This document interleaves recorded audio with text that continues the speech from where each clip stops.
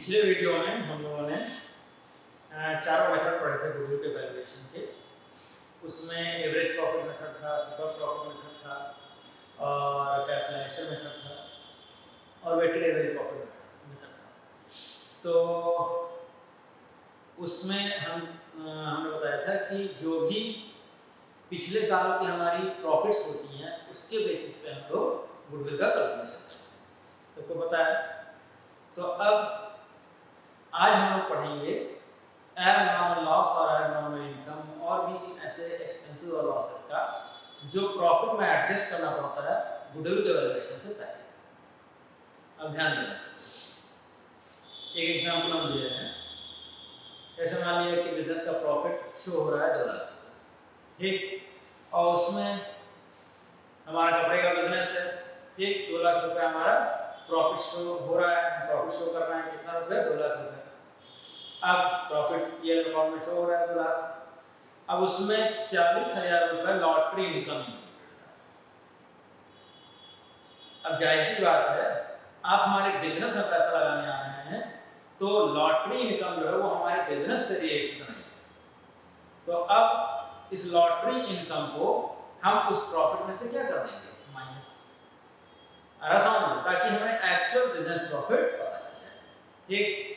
ऐसे ही मान लिया कि कोई एबनॉर्मल लॉस हो गया हो, ऐसा कोई लॉस जो बिजनेस एक्टिविटीज की वजह से ना हुआ हो, जैसे मान लिया कि आग लग गई, चोरी हो गई, बाढ़ आ गई, भूकंप या किसी भी तरह का कोई डिजास्टर हो गया, या गलती से कोई एसेट एक्सपेंस में डेबिट हो गया, ठीक। तो ये जो भी इस तरह के लॉसेज हैं जो बिजनेस से रिलेटेड नहीं है, या एबनॉर्मल लॉस है जो, या नॉन रिकरिंग लॉस है जो बार बार नहीं होता है, तो ऐसे लॉस की वजह से अगर प्रॉफिट घटा हुआ है तो हम ऐसे लॉसेस को प्रॉफिट में जोड़ देंगे। और याद रखना, किसी भी मेथड से गुडविल का कैलकुलेशन करना हो, अगर प्रॉफिट में ऐसा कोई एडजस्टमेंट है तो पहले उस एडजस्टमेंट को हम लोग करेंगे। आगे समझ में? ये यहाँ लिखा हुआ है, जो भी प्रॉफिट क्वेश्चन में दिया हुआ है, अगर किसी भी तरह का कोई भी एबनॉर्मल या नॉन रिकरिंग लॉस है तो उसे हम क्या करेंगे? प्रॉफिट में जोड़ देंगे। अगर किसी भी तरह का कोई भी एबनॉर्मल या नॉन रिकरिंग इनकम है, अगर प्रॉफिट में इंक्लूडेड है तो हम क्या करेंगे? उसको प्रॉफिट में से माइनस। ऐसे कोई नॉर्मल या रिकरिंग एक्सपेंस है जो हटाना चाहिए था, जैसे मैं सैलरी है या रेंट पे करना है ऑफिस का, बिजनेस का, या गुड्स का इंश्योरेंस कराना था, इंश्योरेंस नहीं कराएंगे, ये सारे नॉर्मल एक्सपेंस हैं। तो अगर कोई नॉर्मल एक्सपेंस है तो उसको प्रॉफिट में से क्या कर देंगे? माइनस। अगर घटा हुआ नहीं है, तो घटाना भूल गए हैं या डेबिट करना भूल गए हैं, तो हम क्या करेंगे? उसको प्रॉफिट में से माइनस। ऐसे ही कोई नॉर्मल या रिकरिंग इनकम है तो हम उसे क्या करेंगे? प्रॉफिट में प्लस करेंगे। ये बात समझ में आ रहा है? तो ये सारा एडजस्टमेंट हम बिना किए गुडविल का वैल्यूएशन नहीं करेंगे, चाहे किसी भी मेथड से गुडविल का वैल्यूएशन करना हो, प्रॉफिट तो हमको लेना ही है। तो प्रॉफिट हम एक्चुअल जो बिजनेस की हमारी प्रॉफिट होगी वही लेनी है हमें। अगर इस तरह का कोई भी एडजस्टमेंट दिया हो तो उसको क्या करेंगे?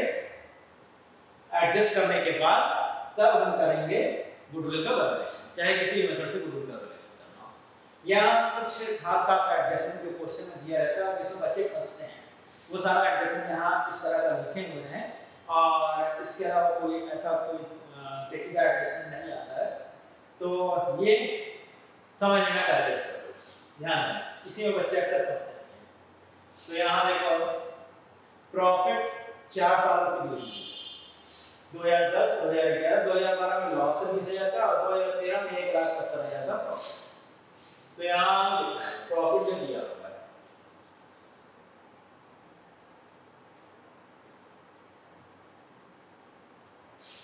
2010 में प्रॉफिट है 1 लाख का, 2011 में प्रॉफिट है 1,50,000 का,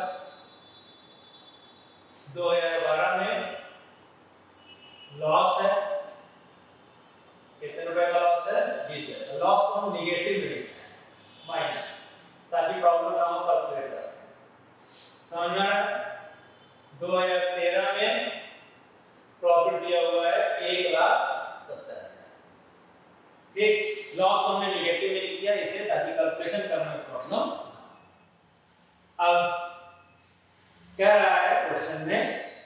कि एब नॉर्मल लॉस है 20,000 का ड्यू टू फायर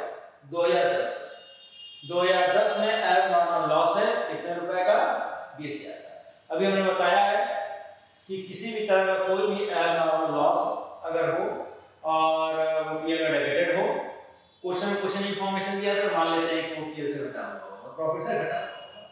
तो यहाँ 20,000 का एब नॉर्मल लॉस था, इसे हम क्या करेंगे प्रॉफिट में जोड़ देंगे। तो यहाँ पे इस एब नॉर्मल लॉस को 2010 के प्रॉफिट में जोड़ देंगे। कितना रुपया है 20,000। ये समझ में आ रहा होगा सबको। अब कह रहे हैं लॉटरी इनकम 2011 में गलती से इंक्लूड हो गया था 2011 के प्रॉफिट में। तो अब लॉटरी इनकम जाहिर बात है ये क्या है एब नॉर्मल इनकम, और किसी भी तरह का कोई भी एब नॉर्मल इनकम अगर प्रॉफिट में इंक्लूडेड हो तो उसको हम क्या करेंगे प्रॉफिट में से माइनस। तो इस लॉटरी इनकम को प्रॉफिट में से माइनस कर दिया जाएगा। किस साल की प्रॉफिट में इंक्लूडेड है ये 2011। तो 2011 के प्रॉफिट से इसको माइनस कर दिया गया 40,000। अब कह रहा है अब ये तीसरा और चौथा ये एडजस्टमेंट ध्यान से समझना, ये अक्सर बच्चे इस तरह के एडजस्टमेंट में फंसते हैं, एकदम कायदे से ध्यान लगा के समझना सबको। यहाँ पे एक मशीन 1 लाख रुपए की डेबिट किया, इसको डेबिट कर दिया गया है पीएल में। जाहिर सी बात है किसी भी तरह का कोई भी एसेट वो पीएल में डेबिट नहीं होता है, सबको पता है एसेट जो है वो पीएल में डेबिट नहीं किया जाता है।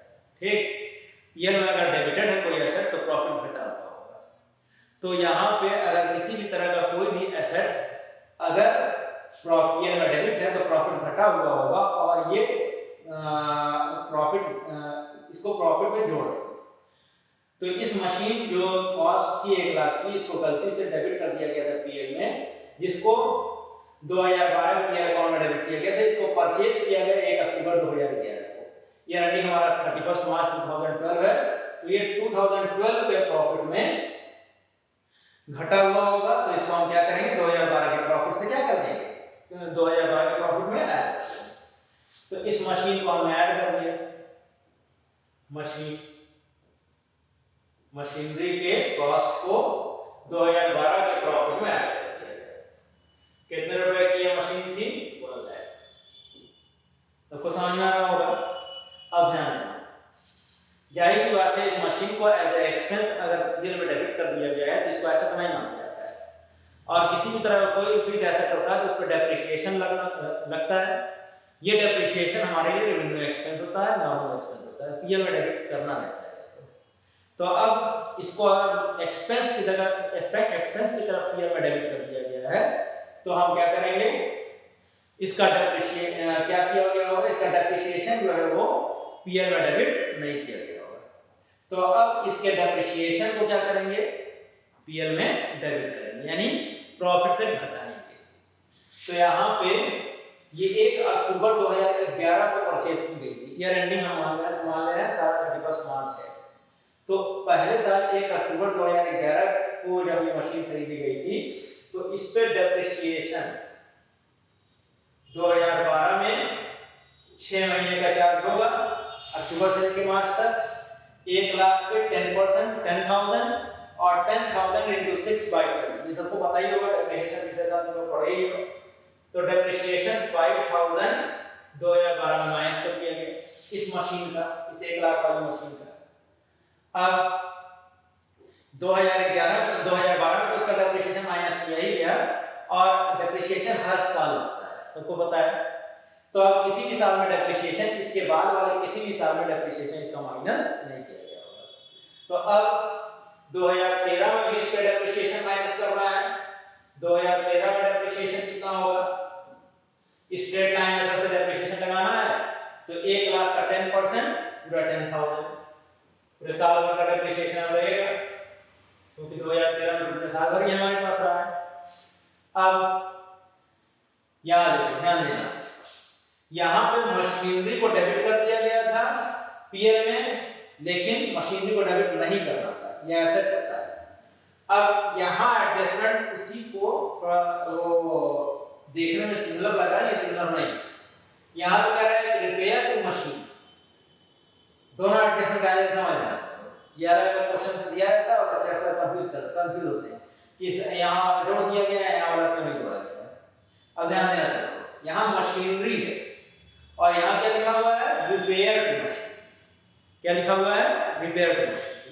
ये रिपेयर अगर करा रहे हैं मशीनरी का तो ये पीयर का एक्सपेंस हुआ, ये रेवेन्यू एक्सपेंस हुआ। अगर मशीनरी नहीं खरीदते हैं और उस पर कुछ एक्सपेंस करते हैं तो वो कैपिटल एक्सपेंडिचर होता है। लेकिन यहाँ पे ये रिपेयर कराया जा रहा है मशीनरी का, और कोई मशीन होगी उस पर रिपेयर कराया गया है, रिपेयर का कॉस्ट आया 20,000, ये रेवेन्यू एक्सपेंस है। और ये कपड़ा 2012 को कराया गया था, इसको मशीनरी में डेबिट कर दिया गया है। किसमें डेबिट किया गया है, मशीनरी। अब ध्यान देना, ये मशीनरी में तो डेबिट होना नहीं चाहिए था, इसको कहाँ डेबिट होना चाहिए था, पीएल में। यानी यहाँ पे ये 20,000 रुपए का जो एक्सपेंस है रिपेयर का, उसको हमको प्रॉफिट में से माइनस करना चाहिए था, क्योंकि पीएल में डेबिट है नहीं तो प्रॉफिट में माइनस हुआ नहीं होगा। तो अब हम इसको प्रॉफिट में से माइनस करेंगे। और ध्यान देना, डेट देखो 1 अप्रैल 2012 का 2012 मत कर देना, ये इसका ईयर एंडिंग कब होगा, 31 मार्च 2013।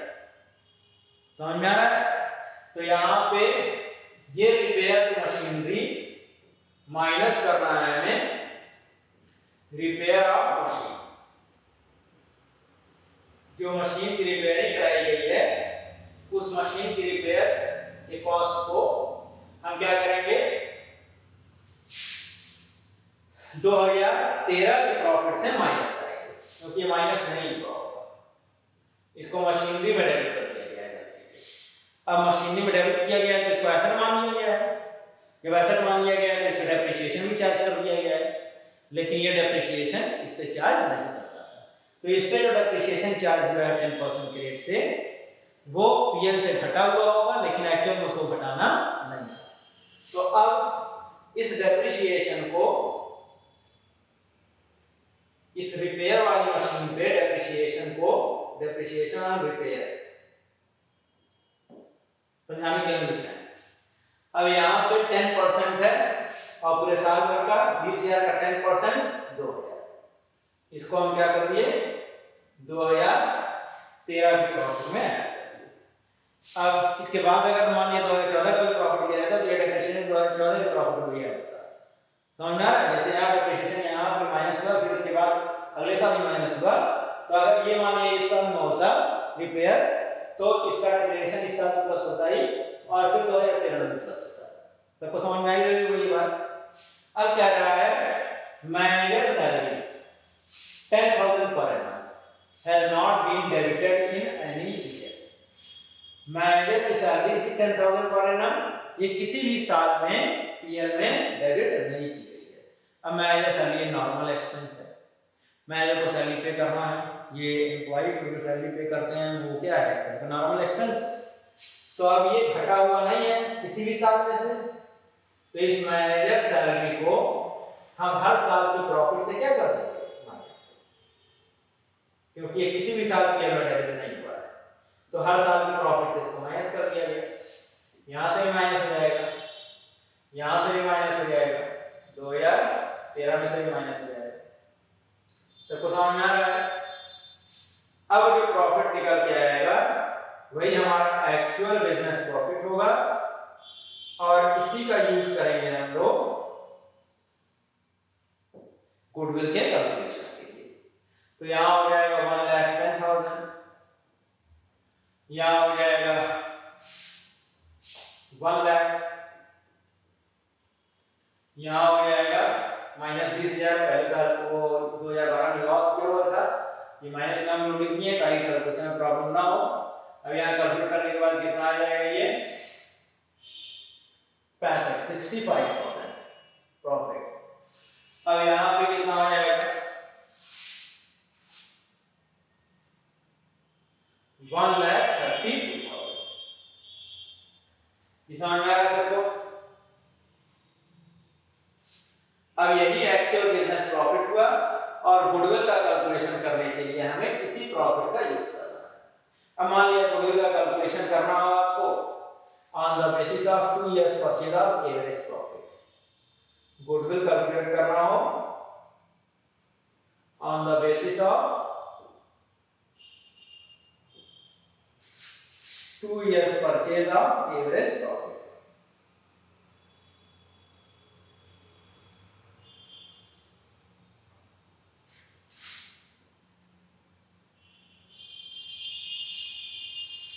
तो यहाँ पे एवरेज प्रॉफिट लेंगे तो यही प्रॉफिट जो हम निकाले भी एक्चुअल बिजनेस प्रॉफिट इसी का एवरेज लेंगे और फिर 2 से मल्टीप्लाई कर देंगे वो निकल जाएगा। तो यहाँ एवरेज प्रॉफिट हो जाएगा। सबको समझ में नहीं गया होगा। 2,10,000, 2,75,000, 3,75,000 और 3,75,000 और 8,08,000। समझ में आ रहा है? 8 लाख से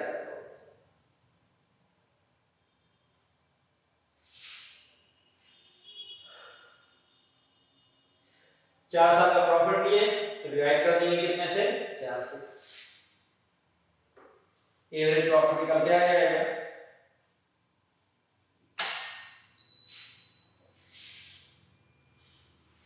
इतना समझ में आ रहा होगा सबको। अब गुडविल कैलकुलेट करना है तो गुडविल कैलकुलेट करने के लिए क्या करेंगे, जो हमारा एवरेज प्रॉफिट आया इसमें 2 से मल्टीप्लाई कर देंगे। 2 years purchase of average profit लिखा हुआ है तो यहां आ जाएगा 4,35,000। ये हो जाएगा हमारा। सबको समझ में आ रहा है? किसी भी मेथड से गुडविल का कैलकुलेशन करना हो, अगर किसी भी तरह का कोई भी नॉर्मल लॉस या नॉर्मल इनकम का एडजस्टमेंट दिया हुआ क्वेश्चन या नॉर्मल एक्सपेंस नॉर्मल इनकम का, तो पहले हम प्रॉफिट में उसका एडजस्टमेंट कर लेंगे, उसके बाद ही गुडविल का कैलकुलेशन करेंगे, चाहे किसी भी मेथड से गुडविल कैलकुलेट करना हो, चाहे सुपर प्रॉफिट मेथड से करना हो, चाहे ट्रांजैक्शन मेथड से करना हो या एवरेज प्रॉफिट। ये तो समझ में आ रहा होगा। अब इसी क्वेश्चन में मान लिया कि कह रहा है गुडविल कैलकुलेट करिए on the basis of super profit. देखो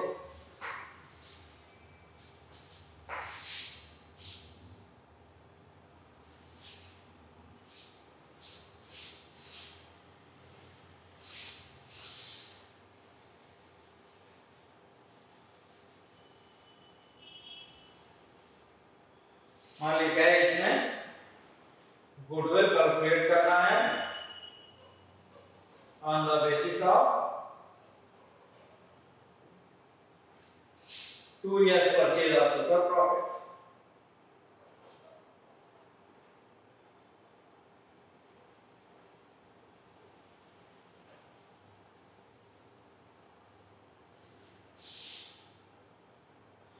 टोटल एसेट्स ऑफ फर्म दिया हुआ है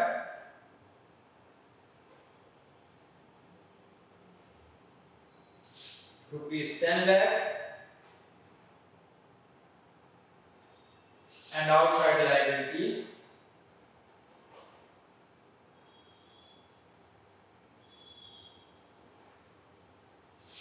₹2 lakh।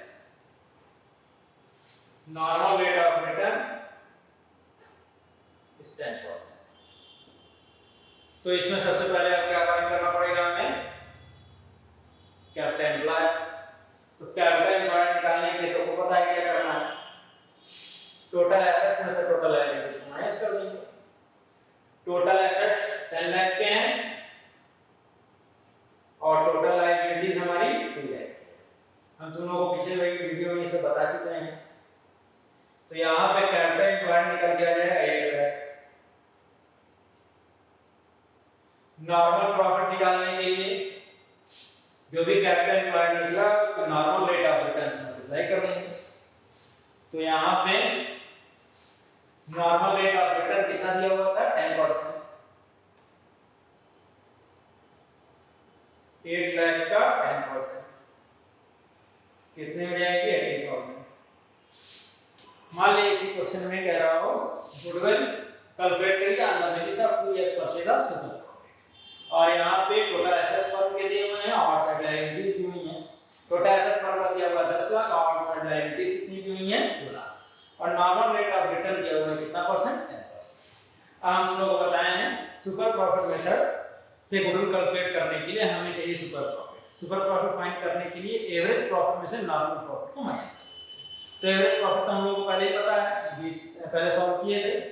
अब नॉर्मल प्रॉफिट फाइंड करने के लिए जो भी कैपिटल एम्प्लॉयड है बिजनेस का उसमें नॉर्मल रेट ऑफ रिटर्न से मल्टीप्लाई कर देते हैं। ये सारा हम मेथड डिटेल बताए हैं पिछले वीडियो हमारे देख लेना जिसमें हम पूरा कैलकुलेशन ध्यान देंगे। तो यहाँ पे कैपिटल एम्प्लॉयड निकालने के लिए तो कैपिटल रिजर्व ऑफ फंड जोड़ दो अगर दिया हो क्वेश्चन में। दूसरा अगर एसेट और लायबिलिटी दी है तो एसेट्स में से क्या कर देंगे लायबिलिटीज को माइनस कर देंगे। तो यहाँ कैपिटल एम्प्लॉयड निकालने के लिए हम टोटल एसेट में से टोटल लायबिलिटीज को माइनस कर दिए। 10 लाख में से 2 लाख माइनस कर दिया गया तो कितना आ गया 8 लाख। अब नॉर्मल प्रॉफिट निकालने के लिए कैपिटल एम्प्लॉयड जो हमारा निकला है उसमें नॉर्मल रेट ऑफ रिटर्न से मल्टीप्लाई कितना हो जाएगा ये समझ में आ रहा है। अब इसके बाद सुपर प्रॉफिट निकालने के लिए क्या करेंगे एवरेज प्रॉफिट में से नॉर्मल प्रॉफिट माइनस कर देंगे। एवरेज प्रॉफिट अभी हम लोगों ने निकाला तो यही प्रॉफिट यूज करेंगे उसमें और वो आया था हम लोगों का 21750 माइनस नॉर्मल प्रॉफिट। अब ये माइनस करने के बाद आ जाएगा 1,21,700। अब यहाँ गुडविल कैलकुलेट करने के लिए 2 years purchase of super profit दे रहा है तो 1,21,750 तो ये हो जाएगा 2,43,000। समझ में आ रहा है सबको। अब इसी क्वेश्चन में क्या है नहीं गुडविल कैलकुलेट कर रहा था बेस्ड ऑफ कैपिटलाइजेशन मेथड। तो कैपिटलाइजेशन मेथड में फार्मूला हम लोगों को पता ही है। देखो अब 2 years purchase of super profit की जगह कह रहा हो on the basis of capitalization. तो कैपिटलाइजेशन मेथड सबको पता है फार्मूला। पिछला वीडियो हम लोग देख चुके हैं तो उसमें हम लोगों को पता है कि कैपिटलाइजेशन मेथड में क्या फार्मूला लगता है। पिछला वीडियो जरूर देखना अगर ना देखे हो ताकि उसमें समझ में आ जाए कि गुडविल क्यों सुपर प्रॉफिट और कैपिटलाइजेशन मेथड से क्यों है, क्या है कैपिटलाइजेशन मेथड, क्या है नॉर्मल प्रॉफिट, क्या है सुपर प्रॉफिट, सब समझ में आएगा। अब देखो कैपिटलाइजेशन मेथड में जो फार्मूला यूज करते हैं हम लोग वो ये है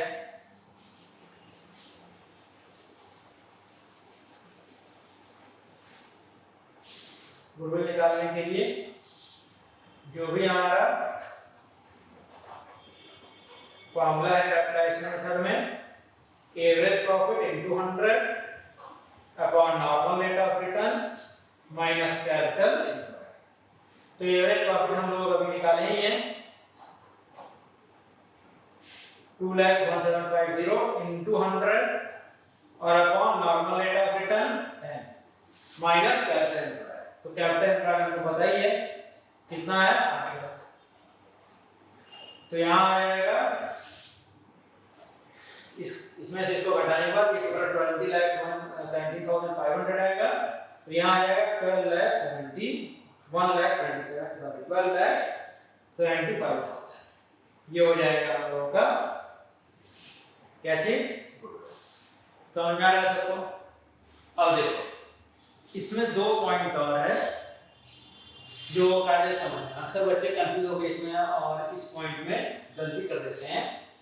ये कायदे समझ इस क्वेश्चन में कह रहा है एवरेज प्रॉफिट फर्म का है 5 लाख और मैनेजर की सैलरी 50,000 जो डेबिट नहीं की गई किसी भी साल प्रॉफिट। ये नॉर्मल एक्सपेंस है। मैनेजर की सैलरी जो क्या होती है नॉर्मल एक्सपेंस होती है सबको पता है। तो अभी इससे पहले क्वेश्चन में बताएं तो अब ये किसी भी साल पीएल में डेबिटेड नहीं है। अब 4 साल 5 साल का प्रॉफिट मान लिया दिया होगा और किसी साल के प्रॉफिट में डेबिट नहीं है तो हर साल के प्रॉफिट में से 50,000 माइनस करेंगे हम। ठीक अगर हम हर साल के प्रॉफिट में से माइनस करें तो एवरेजली यानी एवरेज 50,000 सारे साल के प्रॉफिट में से माइनस होगा। कितना माइनस होगा टोटल 50,000। ये एवरेज अगर हम 4 साल का प्रॉफिट ले रहे हैं 4 साल का एवरेज जोड़ें तो 4 साल का 50,000 50,000 50,000 50,000 चारों साल में से माइनस करना है। या तो हम डायरेक्ट 50,000 का एवरेज माइनस कर दें 50,000 को 4 बार जोड़ेंगे 2 लाख आएगा 2 लाख का 4 को 4 से डिवाइड करेंगे तो 50,000 आ जाएगा। तो यहाँ पे average profit actual average profit निकालने के लिए जो एवरेज प्रॉफिट दी हुई है इसमें से डायरेक्ट 50,000 क्या कर दिया गया माइनस। तो 5 लाख में से 50,000 माइनस कर दिया गया, कितना आ गया 4,50,000। अब गुडविल इसी के बेस पे कैलकुलेट कर लिया गया। अब इस क्वेश्चन में थोड़ा सा डिफरेंट है पॉइंट, ठीक। तो चलो ध्यान देना, यहाँ पे पिछले क्वेश्चन में मैनेजर सैलरी 50,000 वो हमने डेबिट कर दिया था हर साल के प्रॉफिट में से। ये हर साल प्रॉफिट में डेबिट नहीं हुआ था, किसी भी साल के प्रॉफिट में डेबिट नहीं हुआ था, तो हमने डायरेक्ट माइनस कर दिया था 5 लाख में से 50,000, क्योंकि ये 4 साल का एवरेज भी अगर हम निकालें तो 50,000 50,000 50,000 50,000 करके 4 साल का है, तो 4 साल का एवरेज निकालेंगे तो 50,000 आ जाएगा। अब ध्यान देना, इस क्वेश्चन में कह रहा है कि ये पिछले 4 साल का एवरेज प्रॉफिट है, लेकिन इसमें लॉटरी इनकम 1,20,000 का जो इंक्लूडेड है किस ईयर की प्रॉफिट में, सेकेंड ईयर की प्रॉफिट में, ठीक।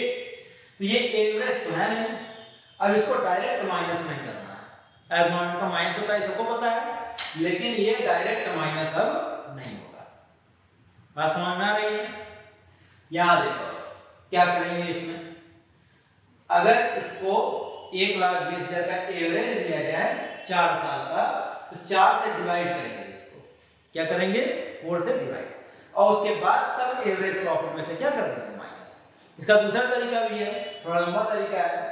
4 साल का टोटल प्रॉफिट हो जाएगा 1 लाख इंटू 4 4 लाख, उसमें से 1,20,000 माइनस करो, फिर जो आएगा 2,80,000 उसको डिवाइड करो 4 से, तो इतना लंबा करने की जरूरत नहीं। यहाँ पे average profit, actual average profit जो बिजनेस का होगा 1 लाख दिया हुआ है, इसमें से ये जो लॉटरी इनकम है इसका एवरेज माइनस करेंगे, तो 4 साल का प्रॉफिट है, 4 साल का एवरेज निकालना है, तो 1,20,000 को 4 से डिवाइड कर दिया गया, 30,000 आ जाएगा। यहाँ हो जाएगा 70,000, 1 लाख माइनस 30,000। अब गुडविल कैलकुलेट कर लेंगे।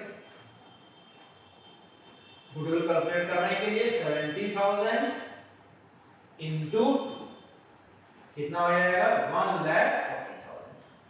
सबको समझ में आ रहा होगा? ये दोनों पॉइंट समझ में आ गया, इसमें कभी कंफ्यूज मत होना। तो एब लॉस और इनकम का जो भी एडजस्टमेंट था, जो भी एक्सपेंसेस और लॉसेस का एडजस्टमेंट प्रॉफिट में करना होता है हमें, ये हम लोगों ने ध्यान दिया। इसको ध्यान रखना सब लोग, और वीडियो पूरा देखना, ताकि सारे पॉइंट्स जो हमने समझाए हैं, जो हम समझाएं वो सारा का सारा क्लियर हो जाए, माइंड में बैठा रहे। और सबसे अच्छा रहेगा कि जो भी हम पढ़ा रहे हैं इसका नोट्स तुम बना लिया करो, ठीक। इससे पहले वाले जो क्वेश्चन जो हम कराए थे उसमें जो मशीनरी वाला पॉइंट बताए थे उसको एकदम कायदे से ध्यान रखना, ठीक, क्योंकि अक्सर एग्जाम में वही सब पॉइंट फंसाने के लिए दिया रहता है। अब ये पॉइंट और ये वाला पॉइंट भी सबको याद ही रहेगा, सबको समझ में आएगा। अब अगले वीडियो में हम लोग रेशियो में, जब एडमिशन होता है किसी डिपार्टमेंट का, तो रेशियो में क्या चेंजिंग होती है वो पढ़ेंगे, क्योंकि ट्रीटमेंट जो गुडविल का पढ़ना होगा तो उसमें रेशियो की जरूरत पड़ेगा, रेशियो का यूज करना है, ठीक।